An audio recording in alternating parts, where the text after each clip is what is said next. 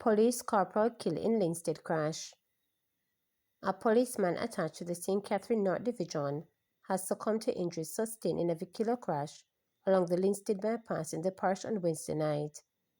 He has been identified as Corporal Nevada English of the Spanish Town Police Station. Reports are that about 11:10 p.m., English was driving his private motor vehicle along the roadway when he collided with another vehicle. His vehicle was extensively damaged and English, who suffered several injuries, was taken to the Linstead Hospital. He died while undergoing treatment at the facility. Head of the St. Catherine North Division, Senior Superintendent of Police Hopton Nicholson, said that the division is shaken by the death of the sub-officer.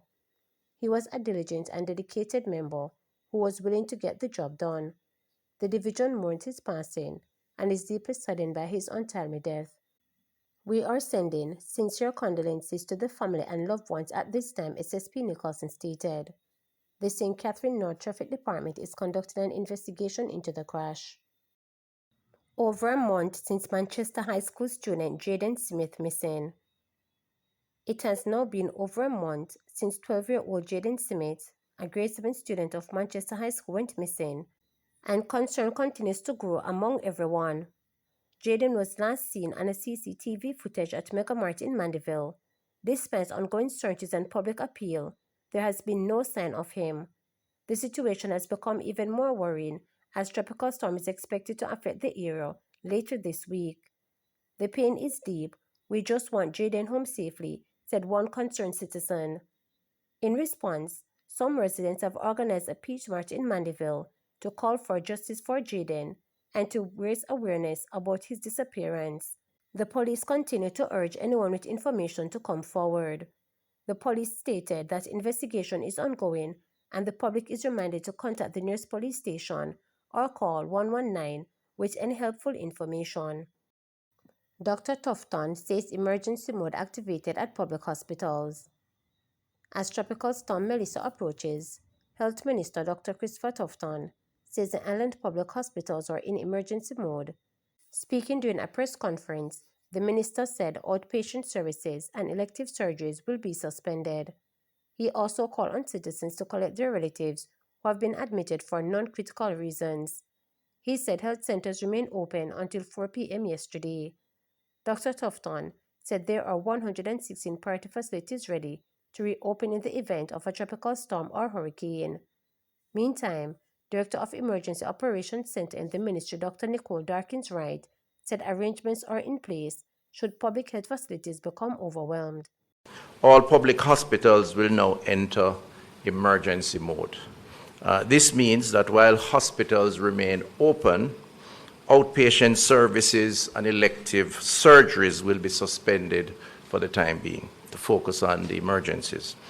Visitations will be limited, and family members are asked to pick up their relatives who have been admitted for non-critical reasons, and the respective hospitals will reach out to those family members. We have to reserve bed space just in case we need them for emergencies.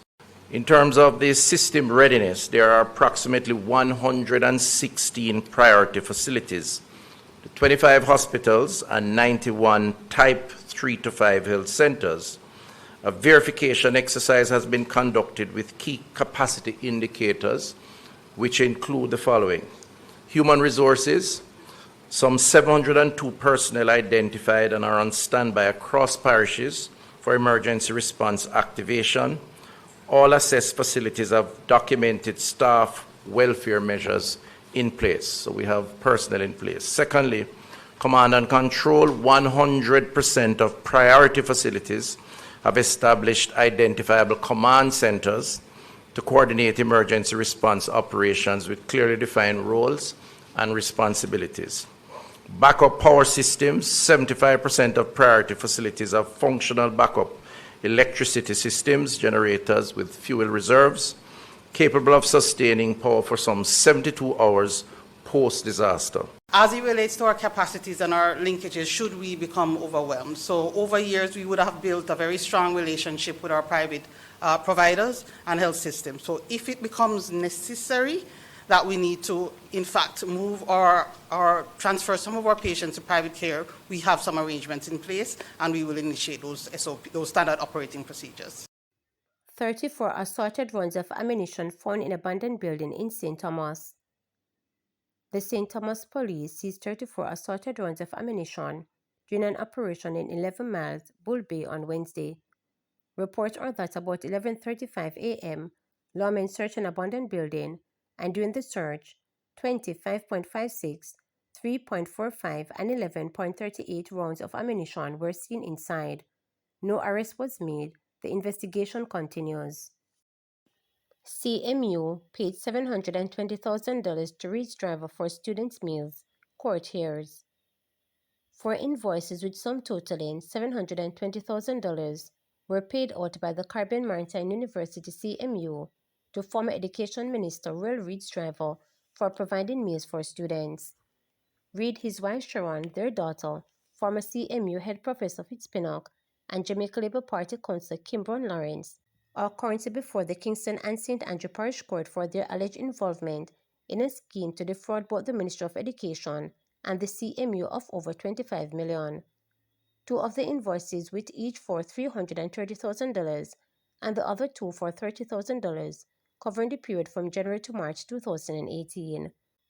The information was disclosed by Detective Sergeant of Major Organized Crime and Anti-Corruption Agency MOCA, who had taken a statement from the now-deceased witness in April 2019. A minister of religion and administrator of Jamaica College had previously identified the deceased man as his brother. He told the court that the man had worked as a watchman at the school and also served as Reed's driver. He died of cancer in November 2020. The detective told the court that in March 2019, she was instructed by her superior to assist the Financial Investigations Division FID, which was probing the matter. The following month, she visited the FID office and later accompanied a detective inspector to the driver's home in Vineyard Town, St. Andrew. After speaking with the man, she invited him to visit the FID office, and he complied. There he was interviewed and showed the invoices. He gave a statement which he signed. The detective sergeant also testified that on September 24 of this year, she was visited by the same detective inspector who showed her a copy of the front page of a funeral program with the driver's photo. She said she remembered him distinctly, noting that he had a big nose and a memorable face. While the witness was giving her evidence, Pinnock's attorney Hugh Wildman, who had previously been absent, entered the courtroom and immediately requested to make a submission. "Why didn't your juror make the submission?" asked Senior Parish Court Judge Sir Burrell. "You expect my junior to make that submission?" Wildman replied, visibly surprised, arguing that his junior, who has been practicing law for under a year, would not have been able to make the points he intended to raise. "Isn't he a lawyer, or is he here to take notes?" the judge asked.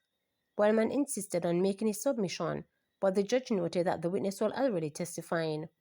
"The evidence must be struck from the count," Wildman demanded.